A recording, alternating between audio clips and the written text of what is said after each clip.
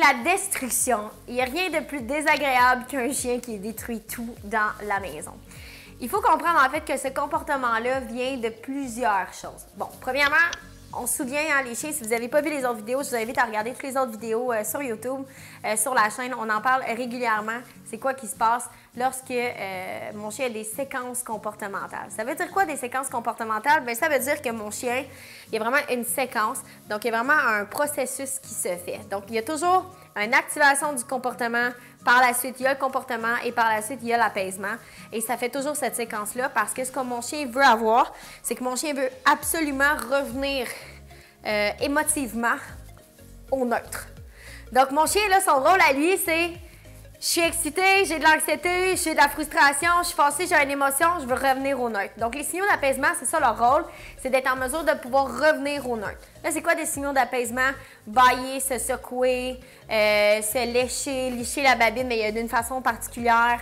Ça peut être de bouger son nez, ça peut être de cligner des yeux à répétition. Écoute, là, Némit, il y a plein de séquences qui peuvent en définir. Donc, ce qu'on veut voir, en fait, c'est qu'on veut voir un chien qui va faire la séquence comportementale. Et un des signaux d'apaisement, malheureusement, c'est uriner, déféquer, mais aussi détruire. Donc, exploser tous les objets qui sont à portée.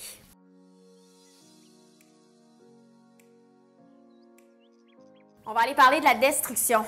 Un chien qui détruit tout dans ta maison. Ou du moins, peut-être juste un coussin ici et là, une patte de chaise, un truc que vous avez laissé traîner, par exemple des écouteurs. Qu'est-ce qu'on fait avec un chien qui détruit? Ce qu'on doit comprendre en fait, c'est que la destruction fait partie d'un comportement complètement normal chez les chiens. Oui, c'est normal que ton chien détruise. Souvent, on va le voir en fait pour les os. Donc, le chien va avoir un besoin de gruger, de mastiquer. Le chien va avoir besoin également de mettre ses odeurs un peu dans l'espace aussi. Donc, c'est la meilleure façon avec les glandes salivaires d'aller mettre de l'odeur. Et donc, ben là, le chien pourrait se mettre à gruger ici et là. Un chien qui va aller gruger les plaites, là, tu sais, tous les bas de mur, puis que ça devient vraiment séquencé à plusieurs endroits, c'est de faire son territoire. Faire son territoire, ça veut dire de mettre son odeur, d'augmenter son odeur. Souvent, c'est un chien qui a un peu plus d'insécurité. Donc, à ce moment-là, en mettant son odeur un peu partout, ben, ça fait en sorte qu'il se sent rassuré. L'autre chose aussi qu'on peut voir, c'est la destruction par l'ennui. Ou la frustration, ou par une émotion quelconque qui fait en sorte que l'élément déclencheur, c'est une émotion. Donc souvent, l'émotion qui va être derrière, ça va être la frustration, ça va être peut-être au niveau de l'ennui qui va amener la frustration, honnêtement, c'est plus l'émotion qui va tomber là. Finalement, beaucoup revient à la frustration et à l'anxiété. Ce qu'on doit comprendre, c'est que notre chien, en fait, il ne veut pas rester dans une émotion négative. Jamais. Tout ce qu'il veut faire, c'est vraiment, grosse émotion, il veut revenir au neutre le plus possible. Donc, de revenir à la normale. Donc, un chien, en fait, ce qu'il veut, c'est aller rechercher toujours l'équilibre. Il ne veut pas être dans les extrêmes le moins possible parce que ça amène son corps à s'emballer. Donc, on veut que le chien revienne au calme. C'est pour ça qu'il existe des signaux d'apaisement et que le chien va les répéter. Okay?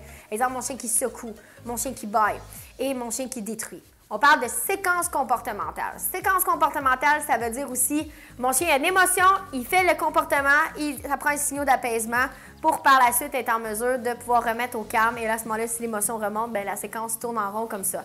C'est pour ça qu'on a des chiens qui bâillent régulièrement dans la journée puis qui sont constamment en train de bâiller. C'est pas qu'ils sont fatigués, c'est qu'il y a un niveau de stress qu'ils essaient d'éliminer puis ça revient tout le temps. Donc, l'émotion est toujours en train de rouler. Donc, c'est pour ça qu'on parle de séquence comportementale, c'est-à-dire que ça prend vraiment la séquence pour l'avoir faire. Donc, souvent, quand on va faire, exemple, un comportement, exemple, je sais pas moi, de frustration, le chien jappe par frustration, souvent, on va le voir secouer, bâiller après pour être capable d'éliminer ça. Japper peut être un comportement aussi, à ce moment-là, d'apaisement, si le chien retrouve beaucoup de plaisir à japper, comme tous les chiens de chasse, par exemple. Le jappement peut être un apaisement aussi. Et là, souvent, le chien trouve beaucoup de plaisir à japper. C'est pour ça que des fois, même si on laisse le chien japper, ben, il ne trouve pas son compte. Il pourrait faire ça toute la journée, c'est pas un problème. Exemple, un beagle, ça pourrait arriver. Donc, si on retourne à la destruction, en fait, au niveau des comportements, ça fait quoi la destruction? Ben, ça termine, ça peut être un apaisement, ça peut être une façon pour le chien d'éliminer la frustration, d'éliminer le stress. Et donc, à ce moment-là, le chien prend une mauvaise habitude. Donc, dès que l'émotion commence à monter un petit peu, tout de suite, la séquence comportementale l'amène à être actif parce que c'est de l'inconfort. Le chien est actif, il s'active, il va prendre quelque chose, un objet, puis il se met à marcher, puis à gruger. Et là, sachez qu'un chien qui gruge beaucoup, un chien qui a une tendance à avoir beaucoup de frustration, à ce moment-là, la destruction, souvent, elle est beaucoup plus haute. C'est surtout la frustration qui est la cause de la destruction qui fait en sorte que le chien va détruire. Donc, si vous ne me connaissez pas, moi, c'est Joanie Dion, je suis spécialiste en comportement canin. Puis aujourd'hui, ben, je vais vous expliquer quoi faire avec cette histoire-là de destruction. Donc, la destruction, si c'est associé à la frustration, ben qu'est-ce qu'on peut faire pour éliminer la frustration chez mon chien? Parce que souvent, on essaie toujours d'aller régler le problème, mais le problème, c'est pas la destruction réellement. Je le sais que ça coûte cher un sofa, ça je le comprends. Mais le problème pour moi, en tant que spécialiste, ben c'est la frustration. Pourquoi ton chien est frustré? Est-ce qu'il manque d'exercice physique? Donc ça, c'est souvent la première cause. Ou est-ce qu'il y en a trop? Est-ce que ton chien est trop stimulé, puis lorsque vous quittez, ben là, il n'y a plus de stimulation, puis là, il fait comme, wow, qu'est-ce qui se passe? Un peu comme quelqu'un qui est habitué à avoir toujours de la musique, puis là, ben c'est silence, puis il est comme, qu'est-ce qui se passe? L'autre chose aussi avec la frustration, ben ça peut être qu'habituellement, le chien a un petit peu tout ce qu'il veut tout le temps, maintenant, dans un immédiat, et que là, finalement, vous quittez et il n'y a plus ce qu'il veut maintenant dans l'immédiat. Donc, ça peut être aussi ça. Donc, ce qu'on doit comprendre, c'est que la destruction est encore reliée à la relation. Donc, la relation, c'est encore le centre de tous les troubles de comportement, ça en fait partie. La deuxième chose, c'est que mon chien a peut-être la difficulté à gérer sa frustration, donc ça devient un endroit, un élément déclencheur qui va faire en sorte que le chien va surréagir.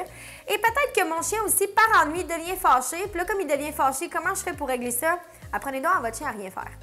La première cause, en fait, de la destruction, c'est que le chien n'est pas en mesure de s'arrêter. Il n'est pas en mesure de rien faire. Et là, je le sais que vous trouvez ça plate. Oui, mais mon chien, il fait rien. Puis, si vous bougez avec lui toute la journée, si vous jouez au moins une fois par jour, pas plus qu'une fois par jour de toute façon, si vous jouez une fois par jour avec votre chien, que vous allez prendre une marche de santé avec lui, que le reste du temps, votre chien ne fait rien couché sur le tapis et que de temps à autre, tous les jours, vous lui donnez un os à faire, ça fait quoi qu'il ne fait rien? Nous aussi, des fois, on a besoin de rien faire. C'est prouvé, en fait, au niveau de la science que les humains, on est tellement hyper stimulés qu'on est incapable de s'arrêter. Puis souvent, en fait, c'est la cause de la majorité de nos maladies. Imaginez le chien. Si le chien est constamment en train d'être motivé, d'être stimulé et tout ça, lui aussi, ça va lui causer du stress. Lui aussi, ça lui cause de l'anxiété. Lui aussi, ça lui donne des difficultés. Donc, peut-être que, finalement, peut-être qu'on est en train de créer un problème chez nos chiens. Apprenez à vos chiens à rien faire. Apprenez-les à méditer. Apprenez-les à apprendre à juste chiller sur le tapis, relax, t'as rien à faire. Et là, vous allez voir, au début, c'est difficile. Si vous avez déjà essayé de méditer, je vous le dis, là, moi, je l'ai essayé. Et moi, dans toute mon hyperactivité, ça fait en sorte que des fois, c'est difficile d'arriver à décanter, de remettre le cerveau à zéro. Donc, c'est sûr que ça va être difficile au départ, mais persistez. Persistez parce qu'au début, quand vous allez travailler votre coucher relax, que vous allez amener votre chien à se coucher. Et là, il n'y a pas de coucher avec une récompense. C'est tu te couches puis tu relaxes. Je vais le faire avec une tension dans ma laisse vers le bas doucement. Je ne force pas mon chien. Je travaille avec la pression relâche, donc vraiment la maîtrise. À ce moment-là, des commandes, la maîtrise aussi de mon dosage de laisse. J'amène mon chien à se coucher, il se relève. Non, je le recouche calmement, moi avec une attitude calme pour guider mon chien vers le bon comportement. Et je vais répéter cet exercice-là. Et là, ben, moi, en tant que maître, si je veux voir ce que je fais une progression sur mon calendrier, ben, je vais écrire, ça m'a pris 15 minutes avant que mon chien tombe calme, ça m'a pris 20 minutes, une demi-heure, et j'écris ça tous les jours sur mon calendrier. Et c'est comme ça que je vais voir que mon chien progresse, parce que finalement, on part de 20 minutes à 10 minutes, à 5 minutes, à 3 minutes, à 2 minutes. Et là, le chien devient super calme. Il devient relax sur son tapis. En une semaine, on voit déjà un changement. Donc, si votre chien est détruit, la première chose que vous devriez lui apprendre, c'est ne rien faire. Vous rentrez dans la maison et à ce moment-là, tu ne fais rien. C'est super important. Ensuite de ça, bien, vous pouvez introduire la cage parce qu'évidemment, la cage, c'est l'autre bouton off qui est facile à instaurer. Tu ne fais rien dans ta cage. Au départ, on l'instaure avec un os. Tranquillement, on enlève les os pour que le chien s'habitue à la cage et à rien faire.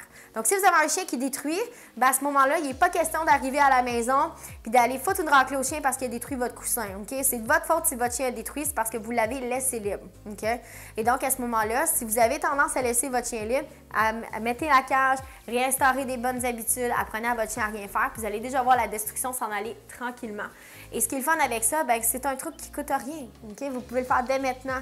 Apprenez à votre chien à rien faire. Si vous voulez mettre un petit coussin pour son confort, c'est à votre discrétion, il n'y a pas de problème, mais c'est pas rien faire sur le sofa. C'est rien faire sur un tapis au sol dans le meilleur des mondes ou directement au plancher à votre discrétion. Votre chien devrait toujours être dans le même espace que vous aussi s'il fait de la destruction, parce que s'il n'est pas dans le même environnement que vous ou la même pièce, vous ne savez pas ce qu'il fait. Il faut que je sois capable de vous appeler à tous les jours et que quand je vous appelle à n'importe quelle heure de la journée, je vous dis « Où le chien? » Vous devez me donner la réponse tout de suite. Et non pas dire « Ah, attends, je vais aller voir où est-ce qu'il est rendu. » Okay? N'oubliez pas, un chien, c'est un animal qui cherche des trucs à faire, c'est un animal qui s'ennuie rapidement, C'est un chien qui a besoin d'être stimulé, mais pas trop stimulé. Comme quoi, tout est toujours et encore équilibre. Donc, si votre chien détruit, est-ce que votre relation, elle est bien? Est-ce que vous avez été en mesure de travailler puis d'aider votre chien à ne rien faire? Est-ce que vous l'épuisez? Est-ce que vous faites assez d'activité physique? Et est-ce que vous assurez que tout ça est bien équilibré dans un maximum de ce que le chien a besoin? Chaque chien a ses besoins uniques, donc vous devez vous adapter à votre chien. OK? Donc ça, c'est super important. Donc voilà, c'était la petite capsule sur la destruction. Mais comment faire pour gérer ça, cette histoire-là de destruction, pour qu'on puisse avoir encore une maison, encore toute meublée, peut-être dans le prochain mois. Voilà, c'est tout.